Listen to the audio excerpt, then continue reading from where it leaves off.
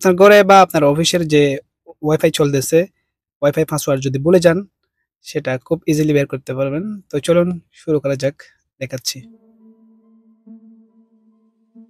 প্রিয় দর্শক, আমি মোবাইলের স্ক্রিনে চলে আসছি, আপনারা দেখতে পাচ্ছেন। আপনাদেরকে সর্বপ্রথম কি করতে হবে, কানেক্ট করার জন্য আপনার আশেপাশে কোনো একটা যার কাছে কানেক্ট করা আছে এরকম একটা মোবাইল নিতে হবে। মোবাইল নিয়ে আপনারা উপরে টেনে ওয়াইফাই অপশনে যাবেন। যাওয়ার পরে এখান থেকে যে নামে ওয়াইফাই থাকবে ওই নামে ক্লিক করে আপনারা বারকোডটা বের করে নিতে হবে। আমি বের করে নিয়েছি। দেন এখানে আপনাদের কাছে হচ্ছে জাস্ট একটা স্ক্রিনশট নেওয়া।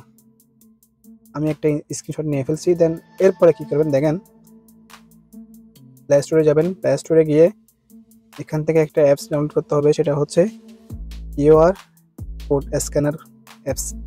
এখান থেকে যে কোনো একটা আপনারা ডাউনলোড করতে পারেন, আমি অলরেডি ডাউনলোড করে রাখছি দেখেন। দেন ওপেন করলাম। ওপেন করার পরে আপনারা স্ক্যান করে নিতে পারেন, অথবা গ্যালারিতে যেটা আপনারা স্ক্রিনশট দিয়েছেন সেখান থেকেও এটা স্ক্যান করতে পারেন। দেন আমি এখন পিকচার আইকনে ক্লিক করলাম। ক্লিক করার পর এই যে স্ক্রিনশট দেখেন, সাথে সাথে হচ্ছে পাসওয়ার্ড বের হয়ে চলে আসছে। এখানে ও মোবাইল নাম্বার দিয়ে কি করছে, পাসওয়ার্ড দিছে। তো আপনারা এটা আসলে খারাপ কাজ ইউজ করবেন না, ভালো কোনো কাজ ইউজ করেন।